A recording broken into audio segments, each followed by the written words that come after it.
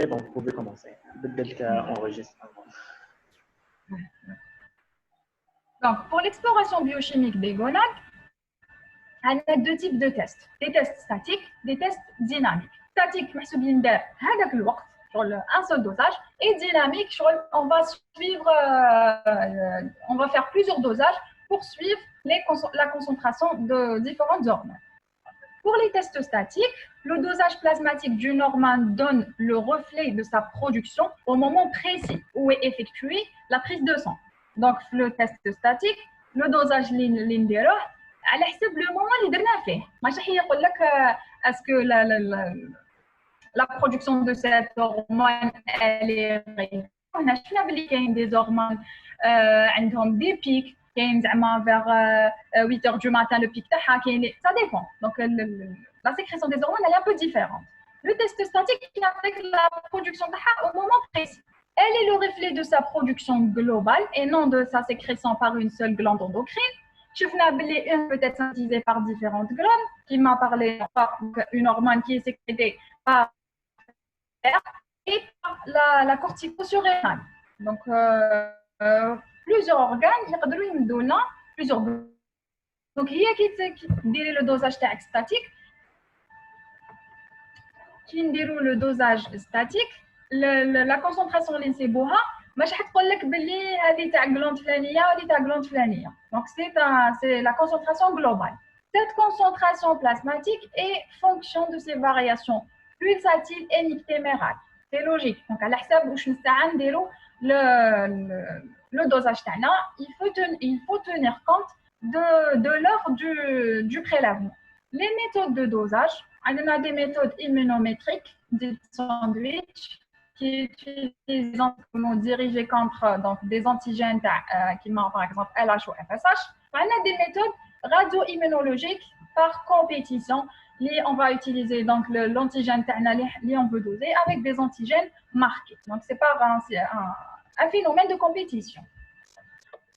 On commence par le dosage de FSH-LH. Donc là, il n'y a pas d'exigence. Donc la personne n'a pas besoin d'être à jeun. Pas de posture spécifique, l'activité physique n'influence pas le dosage de FSH-LH. Le prélèvement, il se fait sur tube sec ou la anticoagulant héparine. Il est réalisé chez la femme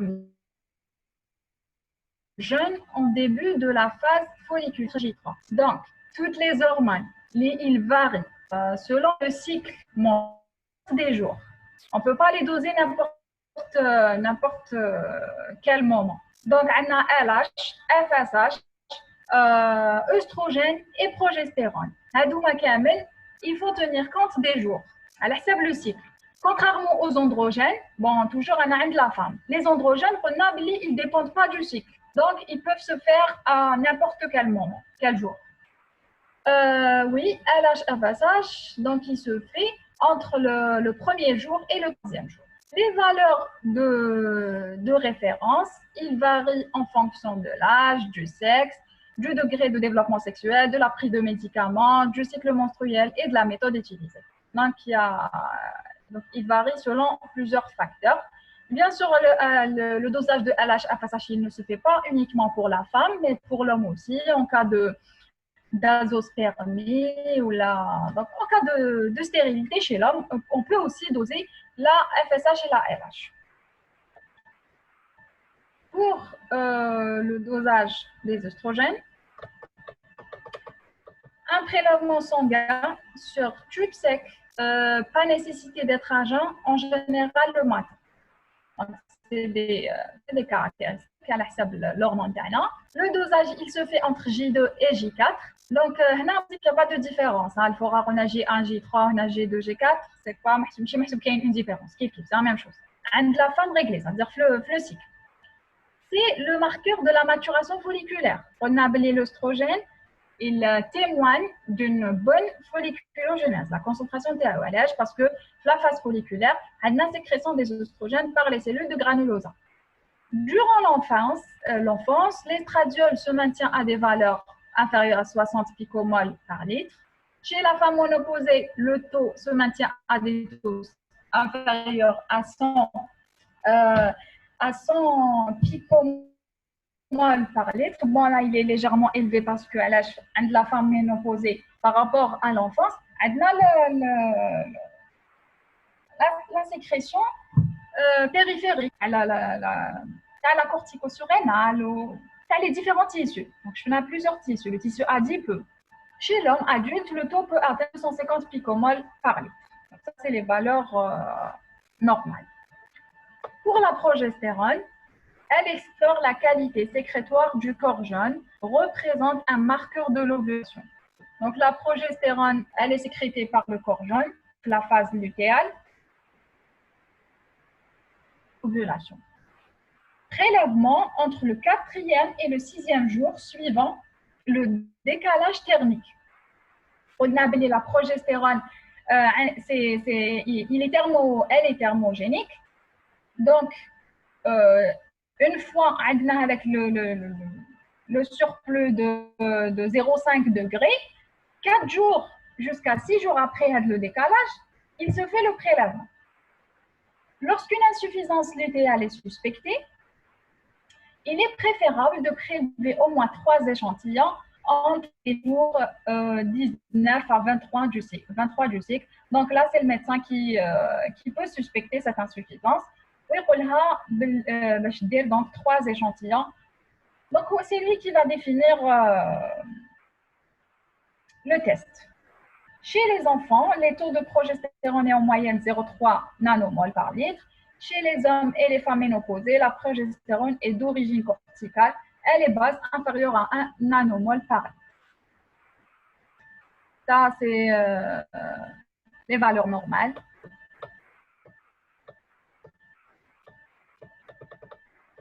Dosage des androgènes.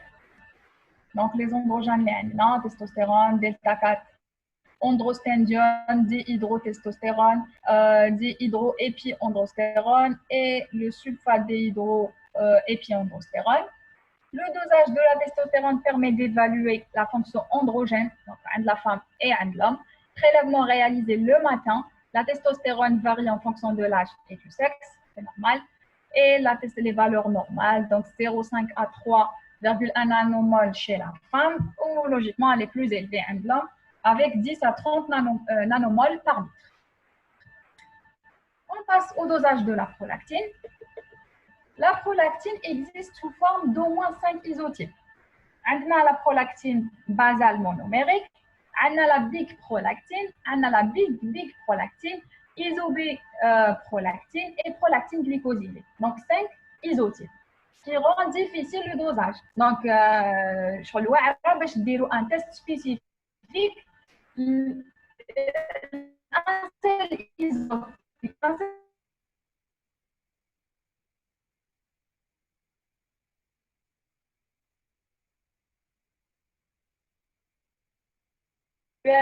des facteurs pharmacologiques, qui m'a les inhibiteurs de la dopamine, qui risquent d'entraîner une hyperprolactinémie.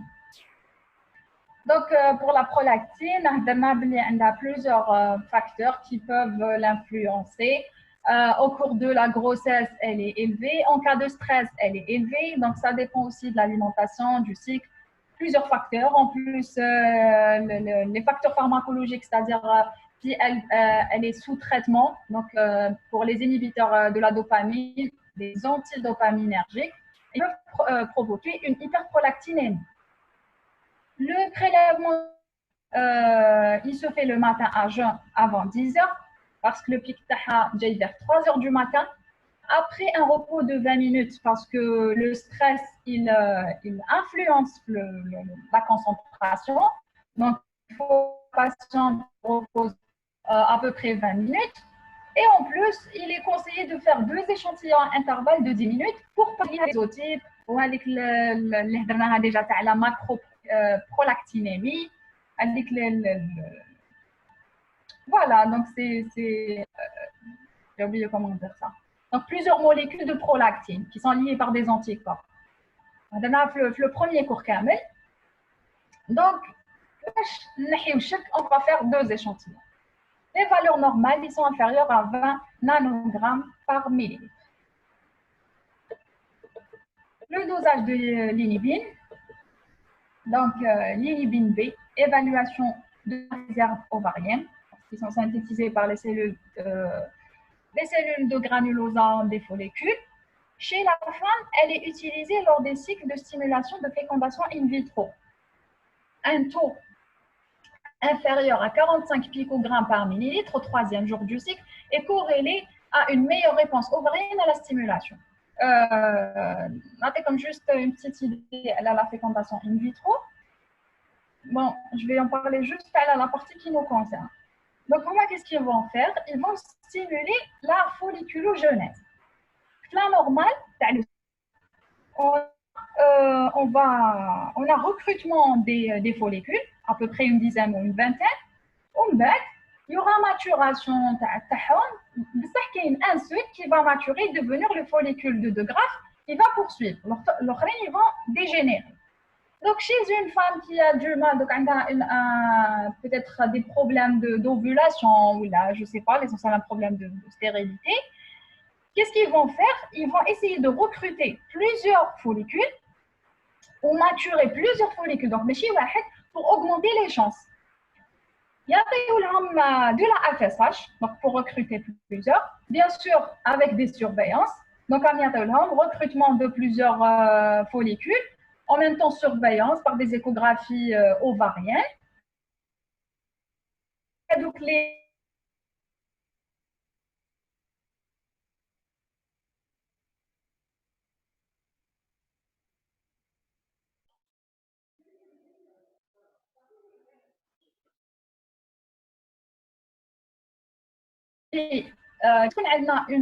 une décharge de LH, c'est ça ce qui va provoquer l'ovulation. Donc, ils vont essayer de provoquer l'ovulation, mais par la LH, par l'HCG. Il y a l'HCG en grande concentration pour provoquer l'ovulation. Les ovocytes, ils vont les recueillir ou ils vont les spermatozoïdes, etc. Donc, c'est ça la fécondation in vitro. هنا دوكا نهضروا على l'inhibin B. C'est quoi نعم اذا تقدري تعاودي تعليني بين بي لخاطرش تكوبا الصون عندك.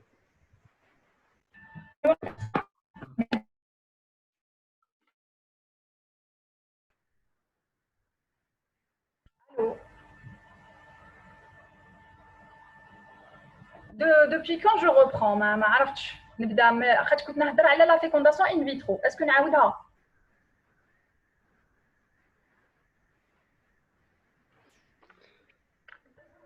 او قالوا لك عاوديها لخاطر راح الصون هو. Je vais reprendre. Donc, pour la fécondation in vitro, je ne vais pas en parler le processus Kamel, mais juste la partie qui nous concerne. Qu'est-ce qu'ils vont faire, les médecins? Une femme qui a des problèmes. Direct de la fécondation in vitro, ils vont stimuler la folliculogenèse تاعها.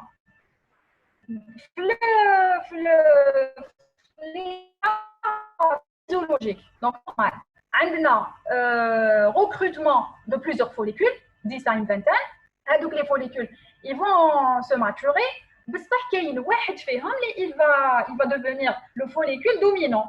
L'autre, ils vont se dégénérer. La fécondation in vitro, non. Ils vont essayer de recruter plusieurs follicules et maturer plusieurs follicules aussi. Donc, il y a plusieurs follicules dominants. Tout ça pour augmenter les chances, bien sûr. Donc, il y a le FSH. FSH, on a un rôle qui va pour recruter les follicules. Qui est la FSH, en même temps, il y a des surveillances par des échographies ovariennes, par des dosages sanguins, etc. L'échographie, au cours de la maturation de les follicules, une fois les follicules, ça y est, ils sont matures, il y a l'HCG. Bien sûr, ils donnent aux femmes. L'HCG, c'est-à-dire qu'on a un effet LH-like. Un effet LH-like, ça veut dire qu'on a des effets يشبهوا la LH. Maintenant, on a appris une décharge de LH est nécessaire pour provoquer l'ovulation. Donc, le but c'est provoquer l'ovulation les follicules. Donc, plusieurs, mais واحد. واش يديروا يعطيو لهم l'HCG donc ça va provoquer l'ovulation, donc expulsion d'ovocytes. Donc, les ovocytes ils vont être recueillis donc, par des actes chirurgicaux. Oui, les spermatozoïdes, donc ça c'est en dehors. On va les flux de la femme. Donc ça c'est en gros c'est la fécondation in vitro. الحكايه l'inhibine هنايا c'est quoi? Donc ils vont stimuler la folliculogenèse. Alors عندهم les follicules. Automatiquement, il y aura une grande concentration d'estradiol qui est sécrété par les cellules de granulosa. Une grande concentration d'estradiol, elle va diminuer la sécrétion de FSH et LH, donc par feedback négatif. Avec le cas exceptionnel, il va avec la concentration exagérée de l'estradiol qui va provoquer la sécrétion de LH. Mais chez moi, je fais avec le cas normal. L'estradiol, on a un effet inhibiteur à la FSH-LH. Donc, il y a le FSH-LH qui est habta. Donc, l'inhibine, il faut qu'on habta parce que l'inhibine, le rôle de c'est l'inhibition de la sécrétion de la FSH. Donc, FSH-LH habta, inhibine B habta aussi. Du coup, un taux inférieur à 45 picogrammes par millilitre au 3e jour du cycle est corrélé à une meilleure réponse ovarienne à la stimulation. Donc, qu'est-ce qu'ils vont faire? Est-ce que la fécondation est sur la bonne voie? Ils prennent l'inhibine B. Est-ce que c'est clair? Pas de questions? Oui, c'est clair. Très bien. Chez l'homme, l'inhibine B est en corrélation positive avec la numération spermatique et le volume testiculaire. Donc, une azospermie obstructive se traduit par des taux normaux et des valeurs basses d'inhibine et prédictives de l'azospermie sécrétoire non obstructive. On a l'inhibine B, une bonne spermatogenèse. Elle a déjà dit la FSH. Donc, il faut une bonne spermatogenèse, donc on a une bonne concentration d'inhibine B. Une azospermie obstructive se traduit par des taux normaux, parce que la synthèse, elle se fait, mais il y a un truc qui empêche l'expression des spermatozoïdes, ou des valeurs basses et prédictives de l'azospermie sécrétoire non obstructive. Ça veut dire le problème, c'est la synthèse. Donc, c'est pour ça que l'inhibine B est basse. Pour l'inhibine A, donc, on a oublié la dernière fois, son rôle, il est mal défini, donc exactement comment ça se passe, mais ils ont donc un taux effondré et prédictif de la fausse couche ou la pré-éclampsie chez la femme enceinte. Fausse couche, pré-éclampsie, c'est une pathologie qui survient chez la femme enceinte, donc elle se caractérise par une hypertension artérielle chez la femme. Donc, un taux d'inhibine A effondré, c'est dangereux. Donc, il faut surveiller les pathologies. Pour l'hormone antimullérienne, c'est une glycoprotéine produite par les cellules de Sertoli testiculaire et par les cellules de granulosa ovarienne. Elle est un marqueur de différenciation des cellules de Sertoli et des cellules de granulosa. Elle joue deux rôles dans l'ovaire postnatal. Un rôle, donc, l'hormone antimullérienne chez le garçon. Maintenant, de la femme.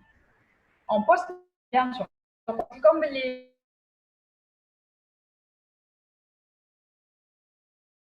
Donc là, en postnatal chez la femme, elle a un rôle inhibiteur de recrutement de follicules primordiaux. Connexion, je ne sais pas, donc, on a un rôle inhibiteur de recrutement de follicules primordiaux et un rôle d'inhibition de la réponse des follicules préentraux et des petits follicules entre eux à la FSH. Avec le recrutement des follicules primordiaux qui se fait la phase folliculaire, l'hormone antimullérienne a un rôle inhibiteur à l'aide de le recrutement, tout simplement. Chez la femme, dans le cadre de la fécondation in vitro, une mauvaise réponse ovarienne semble corrélée à des taux abaissés d'hormones antimulériennes à J3. علاش parce que donc chez l'antimulérienne, elle est sécrétée par les cellules de granulats ovariennes. Donc, il va y une bonne stimulation. Donc, on n'a pas la fécondation, elle n'a pas fonctionné. Donc, on a des follicules, on a des cellules granulosales, automatiquement, l'hormone antimulérienne, elle sera abaissée. Donc, c'est beau, lorsqu'il dose l'hormone antimulérienne c'est beau abaissée, c'est une mauvaise réponse. Chez l'homme, l'hormone antimulérienne séminale est indétectable dans l'azospermie obstructive. L'azospermie obstructive, donc c'est l'absence des spermatozoïdes dû à un obstacle. C'est des tests statiques. On passe maintenant aux explorations dynamiques. Les généralement développées en plusieurs dosages.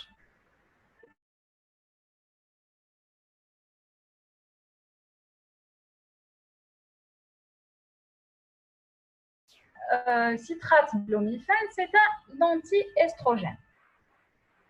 Supprime le rétrocontrôle exercé par l'estradiol sur l'hypothalamus et l'hypophyse par liaison compétitive au récepteur estrogène. Donc, la fonction, le mode d'action le clomide, il va sur les récepteurs des œstrogènes qui se trouvent sur l'hypothalamus et l'hypophyse, mais sans induire la réponse TAO. C'est par compétition, c'est un agoniste. Il dit le récepteur juste pour que l'estradiol يخدم. Mais il ne va rien faire, il va bloquer le récepteur. L'intérêt du test, intégrité de l'axe hypothalamo-hypophysaire. Donc, l'intérêt de test, c'est est-ce que l'axe hypothalamo-hypophysaire fonctionne correctement ou non. L'administration d'un anti-œstrogène, donc le clomide, en occupant les récepteurs aux œstrogènes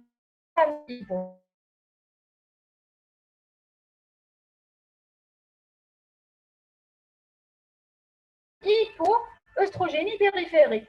Les œstrogènes, non, l'estradiol, normalement, il se lie. Donc, l'estrogène a des récepteurs l'hypothalamus et l'hypophysaire. C'est tout simplement le truc, le feedback. Donc, qui compte là, il fait les récepteurs, il va inhiber la sécrétion de FSH-LH. Le clomide, du moment qu'il va bloquer les récepteurs HADOMA, donc le corps il va se dire que ما عندوش ماشي صار le signal هذاك donc on يقول بلي ما كاينش assez d'œstrogène. Alors on a une concentration قليله تاع œstrogène. Donc واش يروح يدير il va sécréter la FSH et la LH par l'hypophyse. D'accord. Et permet donc une induction d'ovulation endogène utilisée en thérapeutique pour certains troubles de l'ovulation. Donc, le médicament, il est donné aux femmes qui ont un problème d'ovulation. Le but, c'est provoquer la sécrétion de FSH-LH pour provoquer l'ovulation, tout simplement. Bien sûr, tout se passe bien. Donc, c'est un test. Le but, c'est l'intégrité de l'axe hypothalamo-hypophysaire. Donc, il a le clomide chez la femme. On attaque la ovulation. Donc, logiquement, que l'axe hypothalamo-hypophysaire nous les baisse bien. Donc, tout va bien. Le protocole, c'est administration de 100 mg par 24 heures per os pendant 5 jours en phase folliculaire à partir du 3e ou 5e jour. Donc, la phase pré-ovulatoire pour provoquer l'ovulation. Dosage de FSH-LH, oestrogène plasmatique au J0, J6 et J10. Réponse positive, c'est beau, FSH-LH suivi de augmentation d'œstrogène. Parce que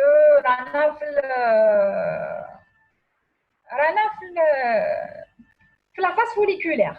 Donc, le corps, c'est vrai qu'il va se dire hypo-oestrogénie, mais juste parce que on a les récepteurs. Mais en fait, كاين une grande concentration d'œstrogène في le corps. Donc هنا كي نديروا le dosage نسيبوا une grande concentration d'œstrogène et un pic ovulatoire à J14 avec un décalage thermique. Réponse AD, c'est en cas de réponse positive, ça veut dire l'axe hypothalamus, il fonctionne correctement. En cas de réponse négative, ça veut dire donc ما سبناش سبنا FSH ناقصين ولا là كون عندنا insuffisance hypothalamique ou hypophysaire. Donc هنا ماشي nécessairement نشوفوا اذا كانت عندنا ovulation parce que capable ما تكونش عندنا ovulation بصح لاكس hypothalamo hypophysaire ولا باس به. هنا لو بروبليم يكون au niveau des gonades. Donc كيفاش نعرفوا ما نشوفوش l'ovulation. L'ovulation نسيبوها اذا سمنا l'ovulation ça veut dire l'axe hypothalamo hypophysaire راه لاباس به ولي gonades راه لاباس بهم. Donc هنا واش نشوفوا نروحوا ندوزيو لا FSH لا LH et l'œstrogène. إذا سمنا une réponse négative, ça veut dire qu'on a une insuffisance hypothalamique ou hypophysaire. Ça veut dire le problème est في هذا l'axe. Le deuxième test, c'est test à la LHRH. C'est donc LHRH, c'est GnRH. Normalement, elle va induire la sécrétion de FSH-LH. Donc c'est le même truc que le premier test.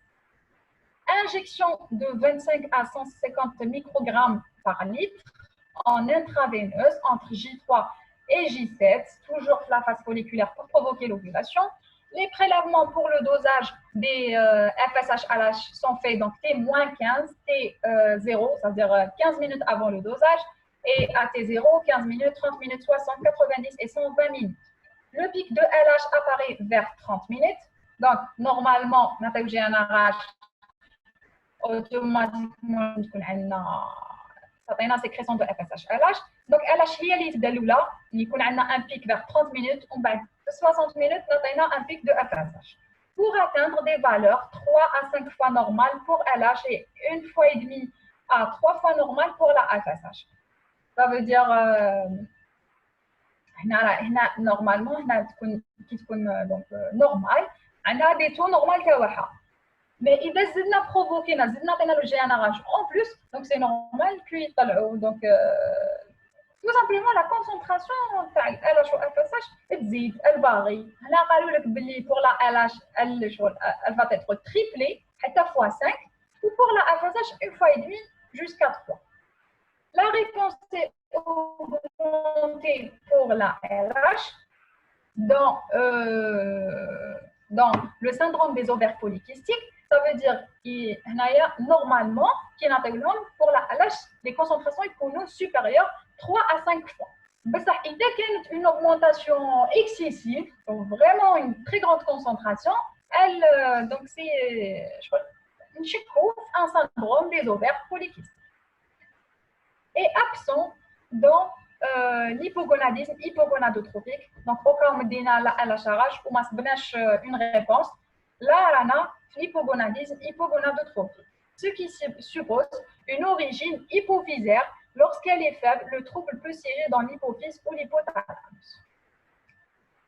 Voilà.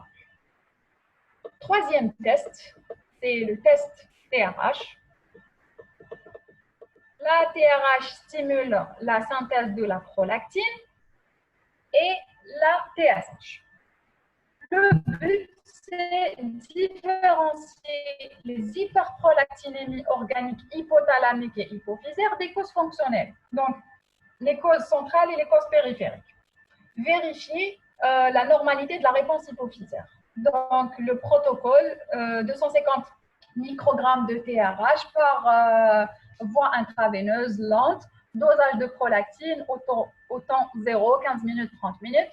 La réponse, elle est normale. Si le résultat x2, la valeur de base entre 15e et 30 minutes, a dénomme aucune modification par rapport au taux de base. C'est-à-dire, donc, la TRH, normalement, a une augmentation de la concentration de la prolactine. Si la patiente donc le test il est normal, normalement, donc on a TRH, donc automatiquement c'est pour une augmentation de la concentration de la prolactine. Augmentation. Mais il n'y a aucune modification, adénome, parce qu'en cas d'adénome, on a déjà une sécrétion énorme de prolactine. Donc, même si il y a TRH, même si la concentration, tellement elle est énorme. C'est pour ça, il va ça veut dire qu'elle est normale, il n'y a pas eu de modification, on a des normes sécréteurs de prolactine. Test antidopaminergique à la méthoclopramide, en principe à la fois. Donc, la méthoclopramide, elle inhibe le tonus dopaminergique, c'est un antidopaminergique. Donc, il va inhiber la sécrétion de dopamine, ou la dopamine, c'est l'inhibiteur de la prolactine. Donc, le méthoclopramide va stimuler la sécrétion de la prolactine. Le but de test est d'évaluer la sensibilité de l'hyperprolactinémie à la suppression de l'influence frénétrice exercée par la dopamine. Est-ce que l'hyperprolactine, est-ce que la dopamine, est-ce qu'elle agit sur, est-ce qu'elle fait son boulot? Est-ce qu'elle inhibe, parce qu'on a la dopamine, elle inhibe la sécrétion de la prolactine. Donc, est-ce qu'elle fait son boulot, la dopamine? Le protocole, donc on va injecter par voie intraveineuse 10 mg de méthoclopramide, prélèvement moins 20, T0, 20 minutes, 40 minutes, 60 minutes. La réponse étant habituellement plus de 3 fois la valeur basale, à des normes moindre modification par rapport au taux de base. Donc l'interprétation, c'est la même chose que le test précédent. Il y a donc on va inhiber la sécrétion de la dopamine. Donc, normalement, la prolactine, elle va augmenter. Donc, la réponse normale, c'est une concentration élevée de prolactine. x3, x3. Il y a une sécrétion énorme de prolactine. Même حكاية. Donc, la dopamine, ou elle va pas influencer parce que déjà, la sécrétion, elle est énorme, elle est anarchique. Donc, il n'y a pas de modification par rapport au taux de base. Donc, par rapport au taux, c'est pour ça que les dosages avant administration, donc à moins 20 minutes ou la moins 15 minutes, je vous déjà parce que l'interprétation, elle se fait par comparaison au taux de base, taux lesquels avant administration du médicament. Test à la dexaméthasone. Donc, la dexaméthasone, le rôle elle agit comme le cortisol. Qu'est-ce qu'elle va faire? Donc, en grande concentration, feedback négatif, elle va inhiber la sécrétion de la CTH. Donc, diminution du cortisol. Hyperandrogénie insensible à la dexaméthasone. Les taux élevés de sulfate de dihydroandrostérone et non freinable par la dexaméthasone administrée à raison de 2 mg par jour pendant 7 jours évoque une tumeur surrénalienne. Alors, la dexaméthasone, en principe, elle va freiner par feedback négatif, elle va freiner la synthèse des androgènes. Si elle n'a pas freiné, malgré 2 mg par jour pendant 7 jours, elle n'a pas freiné, ça veut dire qu'elle a une tumeur surrénalienne qui va sécréter d'ailleurs le sulfate de dihydroépiandrostérone. À différencier, donc il faut bien sûr exclure, ça c'est la pathologie c'est hyperandrogénie insensible à dexaméthasone. C'est une pathologie. On a aussi le syndrome de Cushing, c'est hypersécrétion de la CTH, donc on a hypercortisolémie. Donc il faut exclure d'ailleurs qui fâche, donc toujours par le test de suppression rapide du cortisol plasmatique par la dexaméthasone. Toujours on a 1 mg cette fois-ci, donc c'est un peu moins par rapport à la pathologie loulémia. Donc 1 mg, c'est censé diminuer la concentration de cortisol. La cortisolérie des 24 heures, donc normale, c'est inférieure à 100 microgrammes par 24 heures. Oui, là, on peut doser le cortisol au niveau du sang, donc à 23 heures. C'est inférieur à 5 microgrammes par 100 millilitres, constituent les critères de diagnostic. Donc, c'est ça le test à la dexaméthasone. Le tamoxifène, C'est un anti-œstrogène. À la dose de 20 mg chez l'homme entraîne une augmentation de la testostérone un mois après le traitement et témoigne du bon fonctionnement de l'axe hypothalamo-hypophysaire. Qui fâche le tamoxifène, il augmente la testostérone. Donc, hada qui met le chloride, parce qu'il a un effet anti-œstrogène, il va se lier au récepteur des œstrogènes. Lorsqu'il va se lier, il va mimer une hypo-œstrogénie. Voilà. Donc, le corps il s'appelle œstrogène. Donc, il va stimuler FSH-LH où il va sécréter et essayer de synthétiser les œstrogènes. La testostérone, lorsqu'elle est aromatisée, tous les œstrogènes. Donc, c'est la même cascade de réaction de ça. Donc, il va augmenter, c'est logique qu'il y aura augmentation de testostérone. Donc, ça, c'est chez un homme normal. On a donc entraîne une augmentation de testostérone un mois après traitement, témoigne du bon fonctionnement de l'axe hypothalamo-hypophysaire. Donc, il y a une augmentation de la testostérone. L'axe hypothalamo-hypophysaire chez cet homme, il fonctionne correctement. Le test à la stimulation à l'HCG, c'est le dernier test en principe. Il permet d'évaluer le fonctionnement des cellules de Leydig. Comment? On a l'HCG, on a une action LH-like. Ça veut dire qu'on a l'action LH. On a la LH. Lorsqu'elle agit sur les cellules de Leydig, elle permet la synthèse de la testostérone.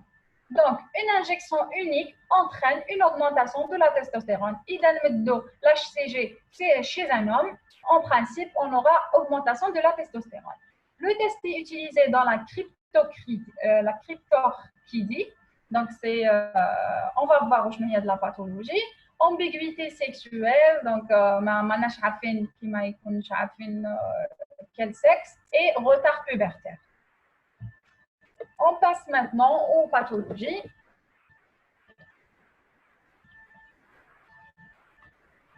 Pardon.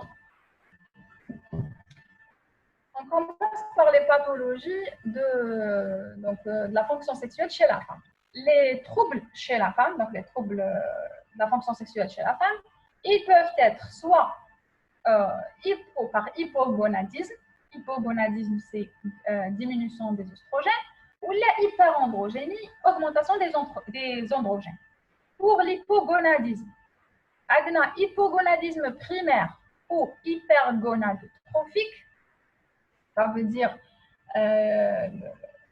le taux hypogonadisme, ça veut dire l'estradiol il est bas, ou hypergonadotrophique, c'est FSH-LH élevé.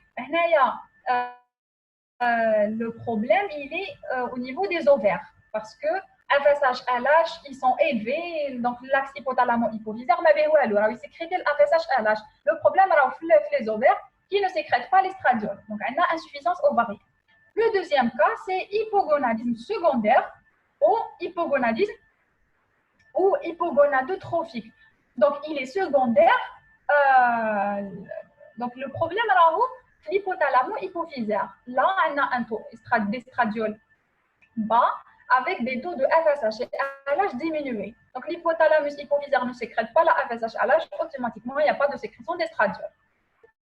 Ça, c'était pour l'hypogonadisme, pour les taux d'estradiol qui sont bas. Pour l'hyperandrogénisme, donc c'est augmentation excès d'androgène, une augmentation de testostérone suggère une anomalie d'origine ovarienne, une augmentation de déhydroépiandrostène sulfate suggère une anomalie d'origine surrénalienne. D'accord. Donc, ils ont oublié parce que donc, la testostérone, elle est sécrétée par le stroma ovarien, etc.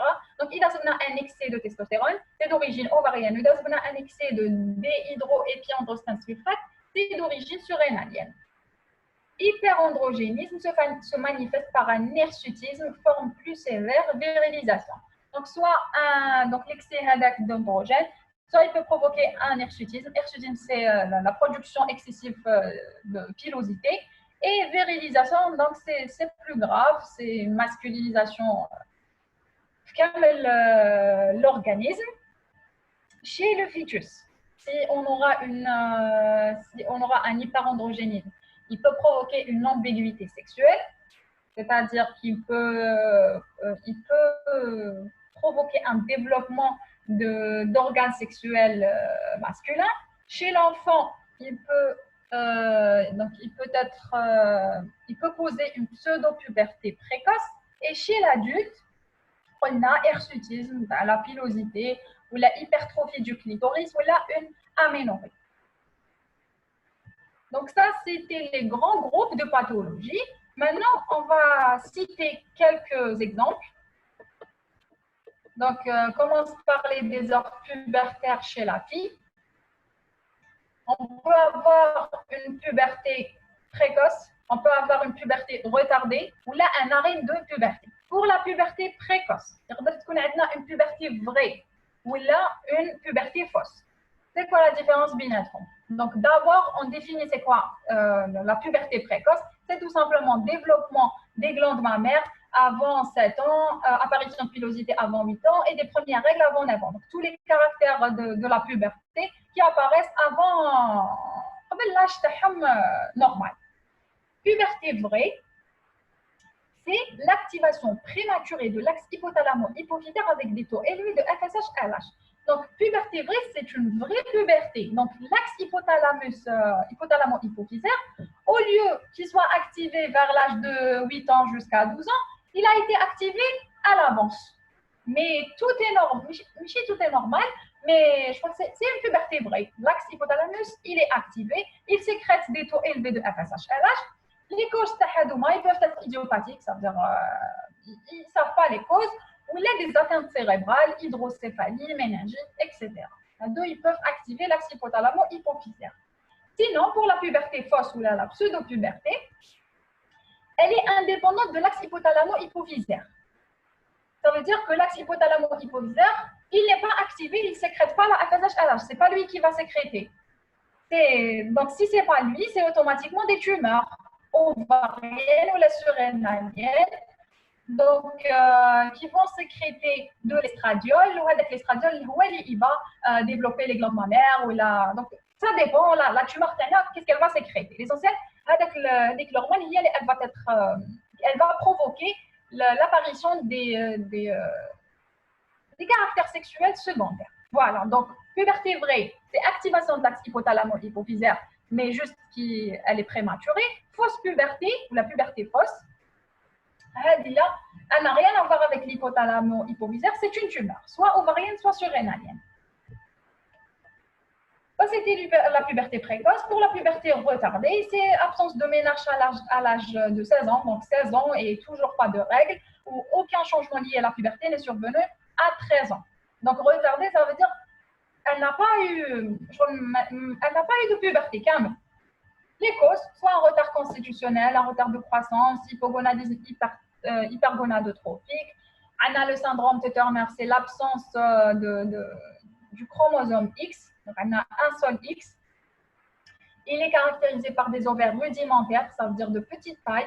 À la naissance, le sujet est féminin, mais absence de caractère secondaire. Le diagnostic est porté à la puberté devant l'infantilisme génital. Infantilisme génital, ça veut dire la personne, elle est âgée, mais ses organes génitaux, c'est un enfant de petite taille et certaines malformations. Un traitement par les oestrogènes et progestérone peuvent faire apparaître les caractères secondaires, donc tout ce qui est glandes mammaires, etc., grâce aux oestrogènes exogènes, mais le sujet reste stérile. Arrêt de la puberté, donc aménorrhée et dite secondaire si les menstruations cessent après un développement pubertaire normal. Ça veut dire qu'elle a eu la différence binôme, ça veut dire qu'elle a eu une puberté, elle a eu ses règles, mais on va aménorrhée secondaire. FSH élevé indique une insuffisance ovarienne, ovarite. Ça veut dire qu'il n'y a pas de sécrétion d'estradiol par l'ovarienne et automatiquement pas d'estradiol, donc c'est beau FSH élevé. Donc voilà, FSH élevé indique une insuffisance ovarienne. FSH normal ou abaissé avec un taux d'estradiol bas en faveur d'hypogonadisme hypogonadotrophique ou hyperandrogénisme. Donc le problème est au niveau central. En cas de grossesse, c'est normal. En cas d'hypothyroïdie, c'est diminution complète du métabolisme. Aménorrhée hypothalamique, donc ça c'est au niveau de l'hypothalamus, dû au stress ou là une sous-alimentation. La sécrétion de LH est pulsatile mais n'atteint pas un pic amicycle, le pic pour l'ovulation. Donc il y a une sécrétion de LH, mais elle est insuffisante. C'était les pathologies de la femme. Pour les pathologies de l'homme, toujours, soit un hypogonadisme, donc diminution de la testostérone. Donc, je n'oublie pas forcément diminution de la testostérone. Ou عندنا hyperœstrogénie, qui m'a la femme عندها, donc qui zid les androgènes, c'est un problème, mais l'homme qui zid les estrogènes, c'est un problème. Donc, hyperœstrogénie. On commence avec l'hypogonadisme. ما تقلقوش ما بقاش بزاف.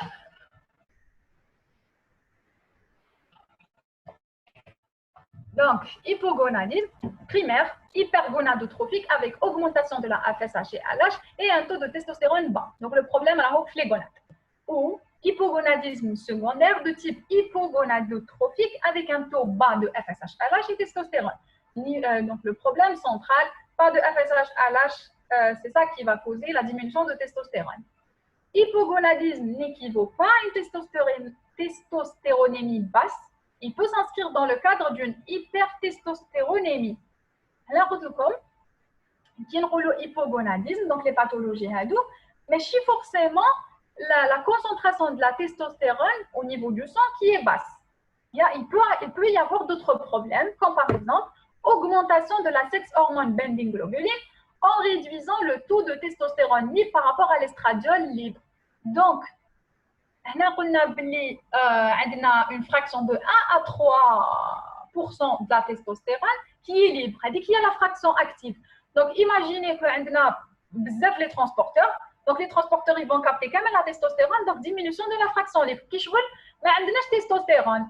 Donc, là, en réalité, la testostérone est non. Mais le problème, c'est les transporteurs. Du coup, c'est un hypogonadisme. Deuxième exemple, anomalie de la réceptivité périphérique aux androgènes. Là, c'est un problème au niveau des récepteurs. Donc, la testostérone est liée, mais le récepteur, il y a un problème de résistance ou je ne sais pas. Donc, l'essentiel, un problème pour les récepteurs. Ou sinon, un manque d'activité fonctionnelle de testostérone entraînant, bon, sinon, donc c'est donc c'est à peu près, donc vous allez voir que c'est le mode d'action de les deux. Manque d'activité fonctionnelle de testostérone entraînant un défaut de freinage hypothalamo-hypophysaire et augmentation de la LH responsable de l'augmentation de l'estradiol gynécomastique. Donc, il a ما كانش عنده la testostérone ولا ما عندوش activité ولا اللي هي l'essentiel le corps il حس باللي ما كانش testostérone. Il va, donc par feedback positif, normalement, il va induire la sécrétion de LH ou la FSH, donc LH surtout, pour provoquer la sécrétion de testostérone. Mais si on a un problème de testostérone, donc LH ou FSH avec ils vont provoquer la sécrétion d'estradiol. Donc, augmentation de l'estradiol et du coup, il aura une gynécomastie. Gynécomastie, c'est le développement des glandes mammaires chez l'homme. Vous avez compris le point. Donc, il va stimuler la FSH de testostérone parce que là, on manque. Mais il y a un problème, il n'y a pas de sécrétion de testostérone, ça va à la place estradiol. Voilà. Maintenant aussi, hypogonadisme est associé à la cryptorchidie, ambiguïté sexuelle, au retard pubertaire et à l'infertilité à l'âge adulte. Donc, l'hypogonadisme, souvent associé à l'hyperœstrogénémie qui se manifeste par une gynécomastie. Donc, c'est ce que je disais, qui a un problème de testostérone, pour pallier l'hypophyse, doit sécréter FSH à l'âge, au niveau des gonades, il y aura sécrétion des oestrogènes. Je te masque avec le manque de la testostérone. Et du coup, gynécomastie.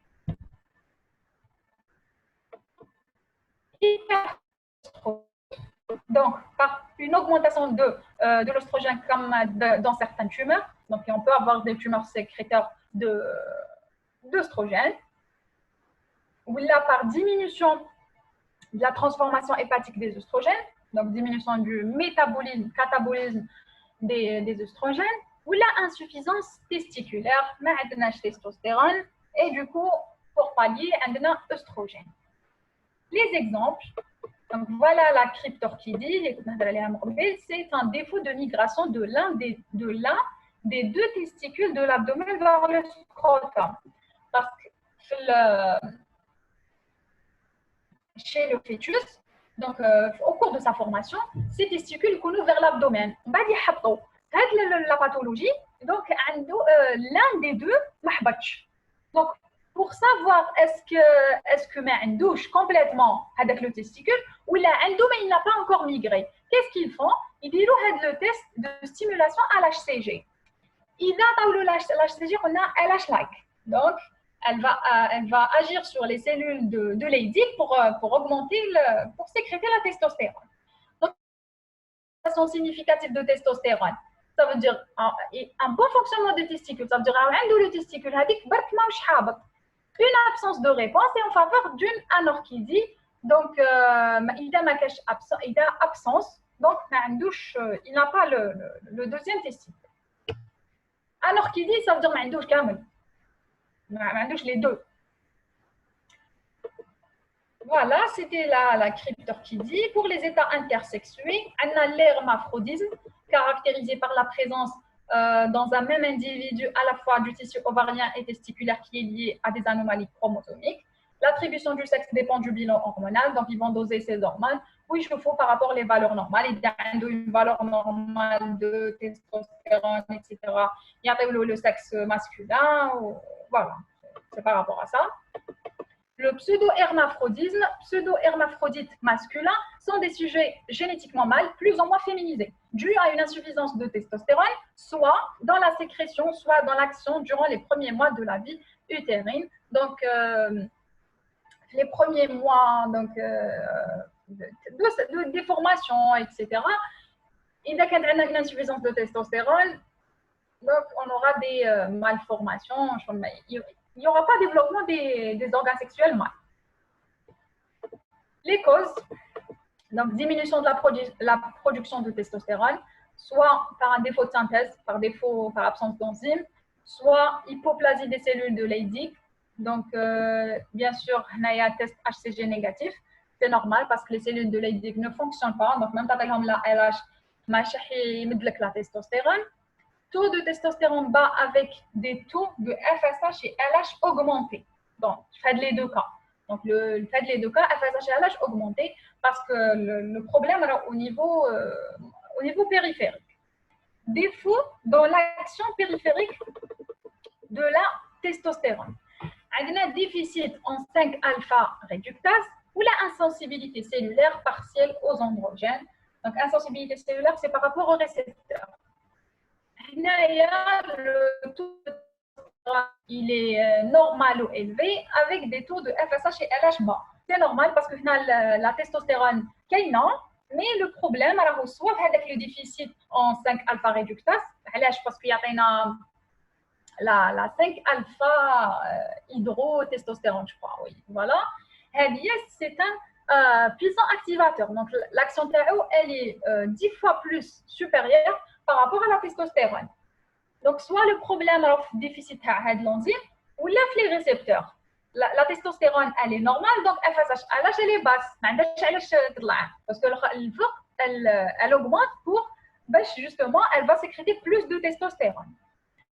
Sinon, on peut avoir des anomalies chromosomiques ou là, des développements gonadiques anormaux. Donc, les testicules. Désordre pubertaire chez les garçons.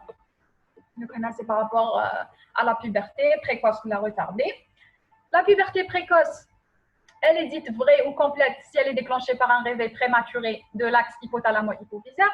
Même chose qui marche chez la jeune fille. Elle est dite fausse ou incomplète si l'apparition des caractères secondaires est due à une sécrétion autonome d'androgènes HCG. Donc, il y a des tumeurs il sécrète l'estrogène ou l'HCG. Dans les deux cas, le CG est plus grand que son âge. Cause de la puberté, voilà, si c'est une puberté précoce vraie et constitutionnelle ou la lésion du système nerveux central, des tumeurs, le traumatisme, ou elle est fausse s'il y a une tumeur surrénalienne ou testiculaire, hyperplasie surrénalienne à sécrétion d'ACV. Donc,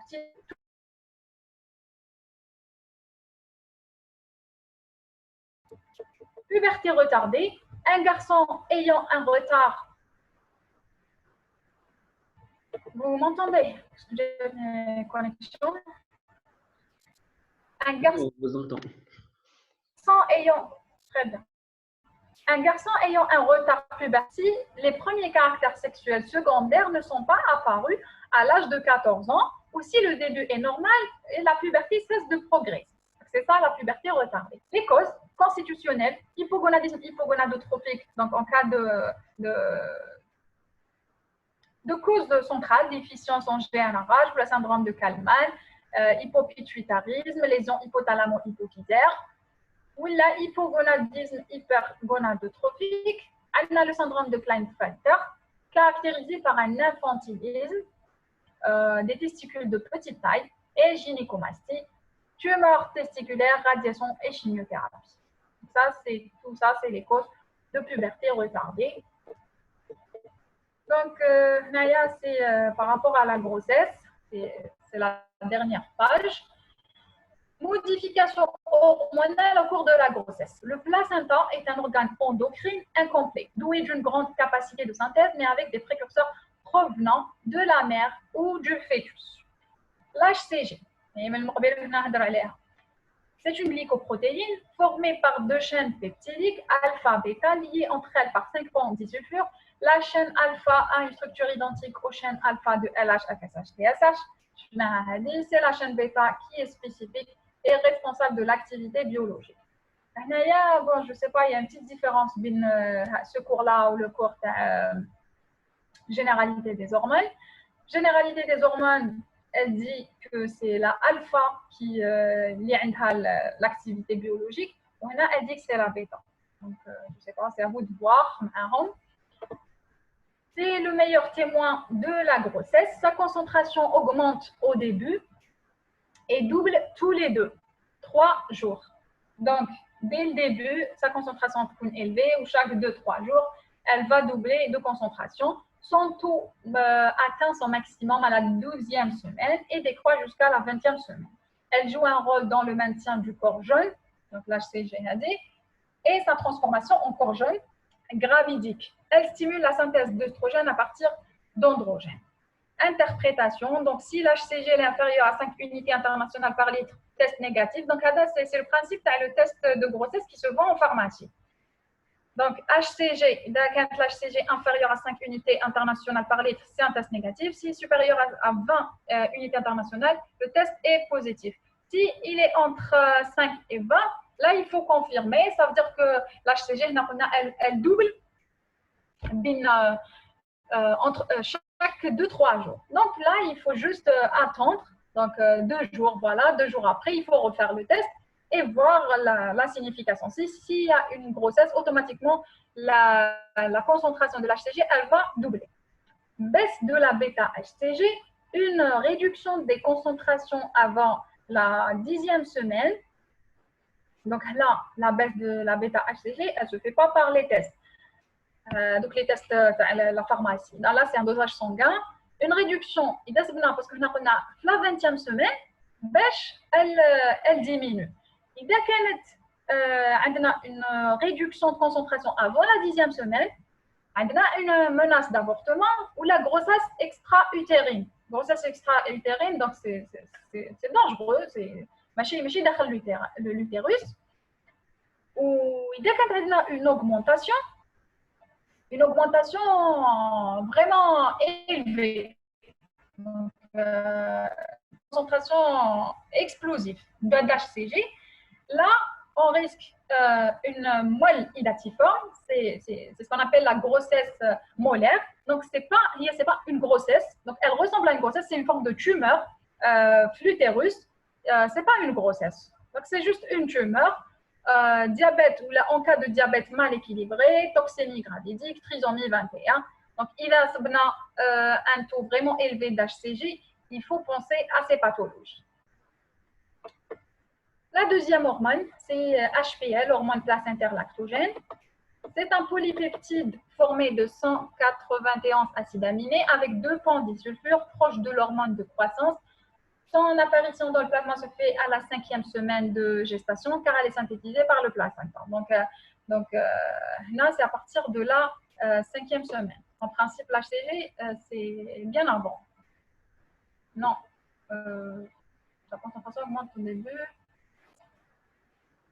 Non, en principe, elle 5e semaine de gestation, car elle est synthétisée par le placenta. Diagnostic, donc vers 8e semaine, 8e semaine, 50 à 100 mg par litre, augmentation régulière, 10 à 14 mg en fin de grossesse. Donc là, elle va diminuer, voilà, elle ne va pas augmenter. Une diminution, donc il y a une diminution, voilà, une grande diminution. Molle, c'est la même chose qui mal pour pas, on a molle inactivante, c'est une tumeur, ou la insuffisance placentaire, ou la souffrance fœtale. Pour les hormones stéroïdes, pendant les 2 premiers mois, production de l'œstrone, l'estradiol, la progestérone et la 17-hydroxyprogestérone, elle est assurée par le corps jaune gestatif stimulé par la HCG. Donc, le corps jaune, il est formé la phase lutéale. Il ne va pas dégénérer grâce à l'HCG. Puis, il y a un chef pendant 2 mois et c'est lui qui va sécréter les hormones. Après les 2 mois, elle dit la phase phétoplacentaire à la 8e semaine, c'est le placenta qui va prendre le relais de la stéroïdogenèse. L'indication des dosages hormonaux est réduite au cours de la gestation car il présente une grande variabilité d'une femme à l'autre, rendant l'interprétation difficile. Donc, au cours de la grossesse, donc fin de la phase phétoplacentaire, à mort de 2 mois, le dosage des hormones, il est difficile parce qu'il diffère d'une femme à une autre. Voilà, le cours est terminé. Je ne sais pas si vous avez des questions. Merci, Shahinaz. أنا عندي question. ما فهمتش في لاباج 6 هضرتي كنتي تهضري على هذاك ترونسبورتور SHGB هذاك وقلت لك ما فهمتش طابالو لا كيسيون تاعي l'augmentation تاع هذاك الترونسبور en réduisant le taux de testostérone مع الدوزيام بوين تاع hyper oestrogène. Page 6, Mais le point de l'hypogonadisme n'équivaut pas à une testostéronémie basse plus excessive dans le cadre d'une hypertestostéronémie. بعد هذا ما فهمتهاش اللي وراه. والله جو سي با وين راكي. لكن هنا l'hypogonadisme. هاتي. Troisième point. هذا. Voilà. L'hypogonadisme n'équivaut pas à une testostéronémie basse. محسوب l'hypogonadisme, qui est le hypogonadisme, ça ne veut pas dire forcément que le problème est la testostérone. Il n'y a pas de production de testostérone ou là. Malgré que la testostérone elle est normale, mais il y a le problème avec les transporteurs. Les transporteurs qui sont en grande concentration, donc ils ont la testostérone, donc ils vont diminuer la fraction libre. Oui, c'est la fraction libre qui est diminuée, qui est active, pardon. Donc c'est pour ça qu'on a un hypogonadisme. La testostérone qui est mais elle n'est pas libre, elle est captée par les transporteurs. Ou la deuxième, anomalie de réceptivité périphérique aux androgènes, ça veut dire qu'elle a la testostérone, mais le problème est avec les récepteurs. Donc elle va pas agir sur les récepteurs. Avoir problème de résistance ou les récepteurs ne sont pas une bonne structure ou là, je ne sais pas la cause exacte, mais voilà. Donc qu'est-ce que l'hypogonadisme chez l'homme, c'est pas forcément ma cache testostérone. Peut-être qu'on a le problème soit les récepteurs, soit la fraction libre. J'ai répondu. Là. Ah ouais. Donc les discussions entre les quiz, c'est bon. C'est bon. Ouais. Je pense. Oui, c'est bon. ميرسي شيرين ربي يحفظك سي تري جونتي Je vous en prie, bon courage. Merci الله beaucoup. يحفظك ميرسي بوكو